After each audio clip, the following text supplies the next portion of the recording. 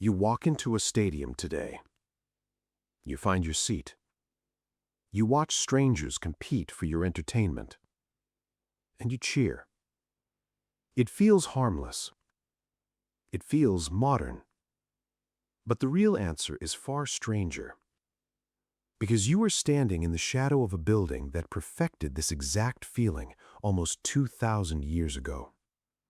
And it did not perfect it at accident. It perfected it as a weapon. That building is the Colosseum. You have seen it in photographs. You have seen it crumbling, sun-bleached, half its outer walls stripped away by time and looters. What you were not shown is what happened underneath it, and why it was built at all. Rome was not always an empire that loved blood sport.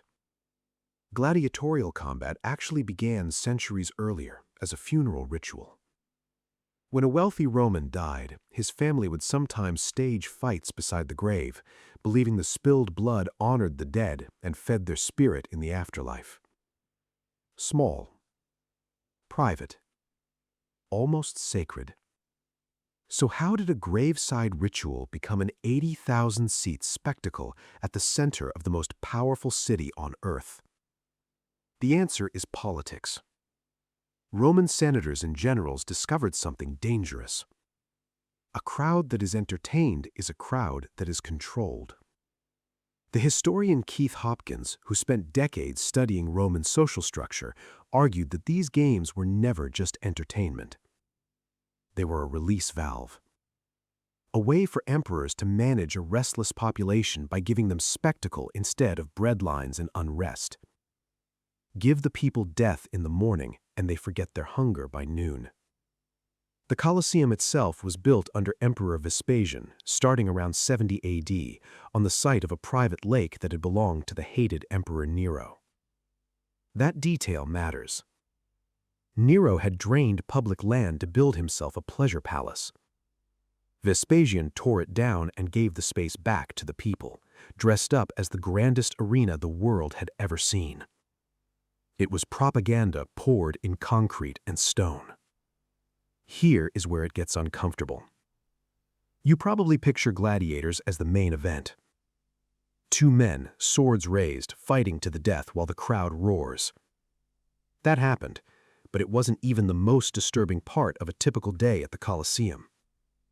The morning was reserved for something called venetones, staged animal hunts. Elephants, lions, rhinoceroses, and bears were shipped from across the empire, from North Africa to the edges of Persia, just to be slaughtered in the arena for sport. Historians estimate that during the Colosseum's opening games alone, roughly 9,000 animals were killed over 100 days. 9,000. Entire species were pushed toward local extinction in parts of North Africa simply to feed Rome's appetite for spectacle. Midday was worse. Midday was for executions. Criminals, prisoners of war, and enslaved people condemned for crimes were led into the arena with no weapons, no armor, no chance. Some were mauled by animals. Some were forced to reenact mythological deaths, burned alive as Icarus falling from the sky, or torn apart as if playing a character in a tragedy the crowd already knew the ending to. The classicist Mary Beard has written extensively on how these executions were staged as theater, blending myth and punishment so the crowd's disgust and entertainment blurred into one sensation. Only in the afternoon did the gladiators appear. And even here, the truth is stranger than the myth. Most gladiators were not killed in every fight. They were expensive to train, and a dead gladiator was a wasted investment. Fights often ended when one combatant was clearly beaten, and the crowd, along with the emperor, decided his fate. Thumbs up or thumbs down is mostly a modern invention from film, but the power dynamic was real.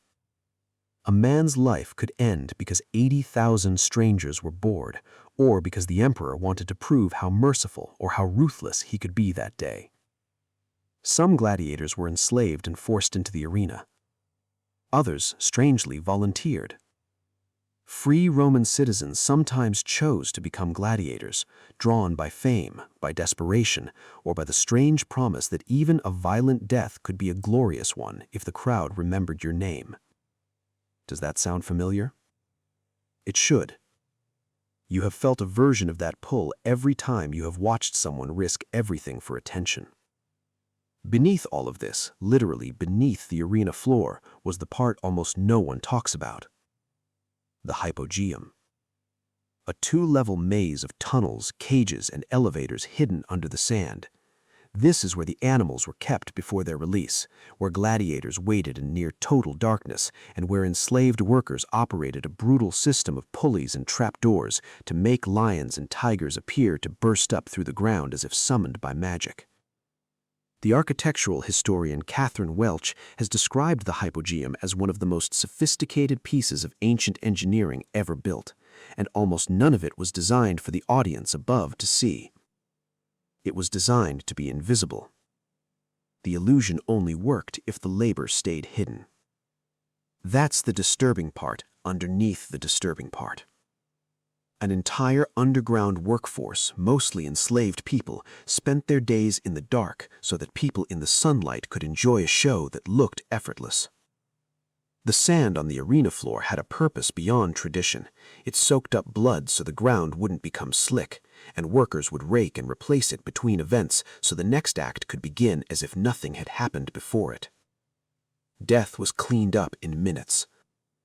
The show never paused for grief. You might wonder how a society justified any of this to itself. Part of the answer is scale. When something is normal from childhood, it stops looking monstrous. Roman children grew up attending these games the way you might grow up attending a football match. The classicist Garrett Fagan, who studied crowd psychology at Roman spectacles, suggested that the arena worked on the human brain the same way any mass spectacle does today. It offered belonging. It offered a shared emotional high. The horror was almost secondary to the feeling of being part of something enormous, together in one place at one time. That's the mirror this video keeps circling back to. And here it is. You don't go to the Colosseum anymore, but you still gather in stadiums. You still watch fighters injure each other for your entertainment. You still binge documentaries and true crime shows that turn real suffering into something you consume between commercial breaks. The setting changed. The impulse did not. The Colosseum eventually fell out of use, not because Rome grew a conscience, but because the empire ran out of money and enemies to parade through its halls. By the 6th century, gladiatorial combat had ended. The building was repurposed as housing, then a quarry, its marble stripped away to build churches and palaces across the city. The very stones that once amplified 80,000 screaming voices ended up holding up the walls of the buildings people prayed in. There's something almost too fitting about that. A monument to spectacle, slowly dismantled to build monuments to reflection. So the next time you walk into a stadium or open an app promising you the next viral clip of someone's worst moment, remember what was really happening underneath the Colosseum's floor. Remember the workers in the dark, the animals shipped across continents to die for applause, and the crowd who never had to see any of it to enjoy the show.